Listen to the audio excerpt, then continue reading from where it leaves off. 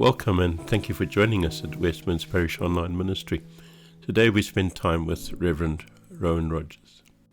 Thank you for joining us. I'm meeting with a friend who I've known for nearly 3 decades. His name is Reverend Rowan Rogers, a Methodist minister currently serving Newton Park Methodist Church in Port Elizabeth in South Africa. And we're going to be spending 3 sessions with Rowan, who I consider friend, minister, musician, songwriter, theologian. We're going to be talking a little bit about his music and the words of the music, where it comes from, why it was written, and we're going to have a couple of questions that Rowan will explore. And we're going to do this over 3 sessions. And so it's great that you joined us today, and our prayer is that folk will follow all 3 sessions and enjoy being with us. So welcome, Rowan. Thank you. It's wonderful to be with you. You're a minister, and just, why ministry? I think the word would be a call, a vocation, a sense of invitation. I also think that there's a link between one's sense of giftedness, ability, something that you're drawn to, connects with what God's Spirit does. And so I think, I know it might sound like a bit of a cliche, but I think I was without doubt drawn into this with options to do other things. I was drawn into this by the Spirit of God, I think. That's brilliant. And, you're obviously also a very good musician. We'll be introduced to you as a songwriter as well.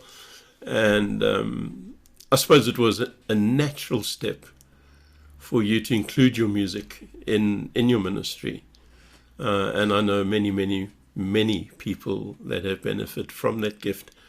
What does it mean to be able to bring that music in for you? Yeah, I think it is, as you rightly say, I think music and me are obviously, I think as it would be in any other thing, but feel inseparable. So this is who I am, and I wouldn't know how else to express ministry, or in the sense of saying it's a primary form of expressing ministry. So whether it's through leading worship and by the way, I'm not a prolific songwriter. There are people I know who continuously write songs. I'm definitely a sporadic songwriter. So that hasn't been a dominant feature of life. It's more been about community worship, but it is a key essence. I'm not sure what kind of minister I would have been without it. So over the next while, we're going to be looking at 3 of your songs, Rowan, and the 3 songs we've chosen is the one "Looking for You," the second one is "Prayer for Me," which is one of my absolute favorites, and the third one is "This Is Love." Similar in some sense and completely different in others.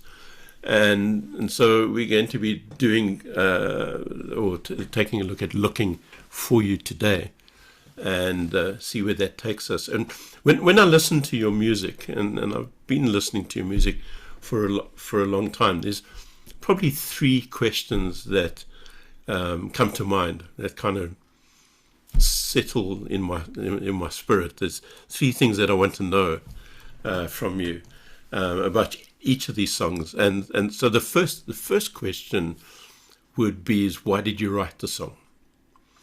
The second question would be, how does your own songwriting and the song that you've written, how does that intersect with Rowan in your daily lives? How does it connect with you? And I ask that question so that it just helps us understand that a lot of music that's written is not just a commercial entity. It comes from somewhere, and it intersects with someone. So that's the second question. And the third question is, your music goes beyond you, because it's not only for your use. You put it out on social media. It's used in churches. It's sung by other people. And so when your music goes beyond you, kind of like, what do you hope for the listener? So it's really those 3 questions, kind of like, why did you write it? How does it intersect with you? And what do you hope for as it moves beyond you? Well, thanks again, Brian, and lovely to be with you and with your community. And thanks for the invitation. It's a privilege, and it almost feels a bit indulgent to get to talk about these things, these songs, in the way that you invited me to. So, firstly, the song "Looking for You" I wrote. I don't remember, but it was quite a while ago, maybe 20 years or more ago. And I wrote it when I felt deeply, deeply trapped, stuck in my life. And amongst other things, there were a number of things that left me feeling stuck. But one of the things that created the stuckness was being a religious leader. Is I felt the pressure of being in the spotlight as much as I was, and the expectations that come with being in Christian community. And I grew up in a very loving but a Christian home. My father was a minister, and so I lived under scrutiny of church life from when I was little. And I remember vividly the scrutiny, even as a young child and all the way into adulthood. And then I went to university and became a minister myself. And so I felt like I'd been under the spotlight all my life. And coinciding a little with that is Carl Jung, I think it is, who speaks about us having a false self and a true self. And I think somewhere along the line, that false self began to become brittle and begin to disintegrate. And again, the details are too many to get into today. But it was that crying out, I think, within me to kind of go, my true self, for want of a better word, after a life of scrutiny. And I don't want to say the word pretense, because I never felt pretentious in it. I didn't feel like I was being dishonest in it, but it just felt like there was this cocoon of having to be something. And then there was this inner voice within me that was crying out to go, I'm looking for space to walk on. I'm looking for the freedom of the blue. I'm looking for sacred ground to believe in. I'm looking for loving faces. And then, the repeated refrain, oh God, I believe at the end of the day, what I'm looking for is I'm looking for you. And the crisis, the personal crisis, brought with it that sense of even God was disintegrating. As my false self was disintegrating, even God was disintegrating.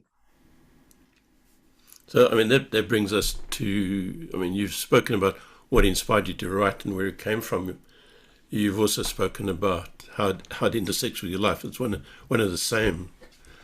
So this goes beyond you now. Other people are listening, and what do you hope for them?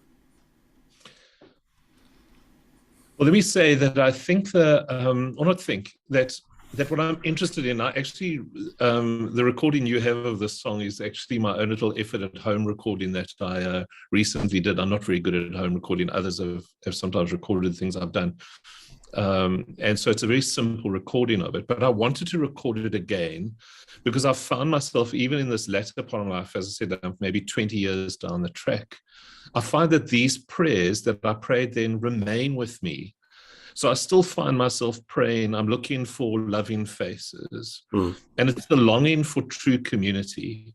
And I would really argue that I think one of the greatest crises in the Christian church is that we have a pretentious way of being with each other. We pretend to have our lives together when they aren't.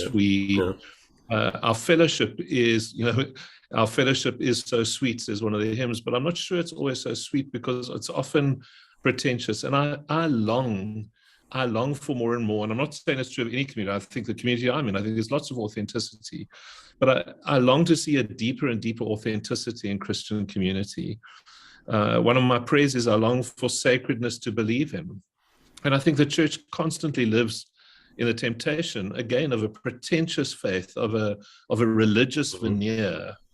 And I think the world we live in is crying out for not religious people, it's crying out for authentic people shaped. And I think that's what it means to be Christ-like, by the way, is just to be fully human. So I could say more, but I think I think those are my prayers. I pray. This is not a song of a faith crisis. It's actually a prayer for a truer faith. More than anything. And that comes through in the words of the song. And so, can we take this opportunity to listen to it?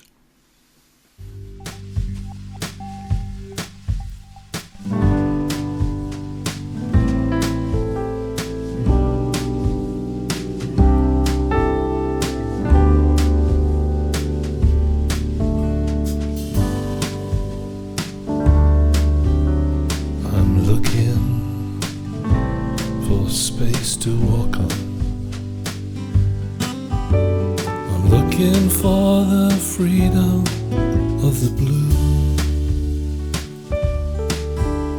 for sacredness to believe in. And oh God, I believe I'm looking for you, and I'm searching for wide empty spaces. I'm searching for the place where I don't come due, and I'm searching for loving faces. And oh God, I believe I'm looking for you. How shall we say the night is over? With what gesture shall we greet the coming day? And what light will solve the mystery? In which hand will guide the way?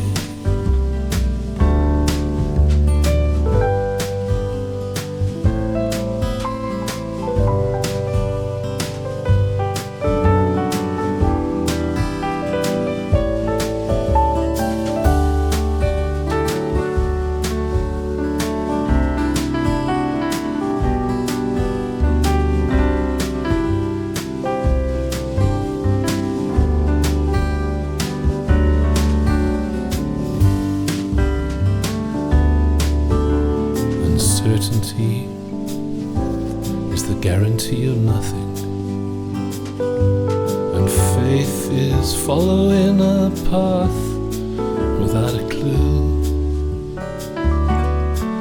And if only I could tell the difference, then oh God, I'd know I was looking for you.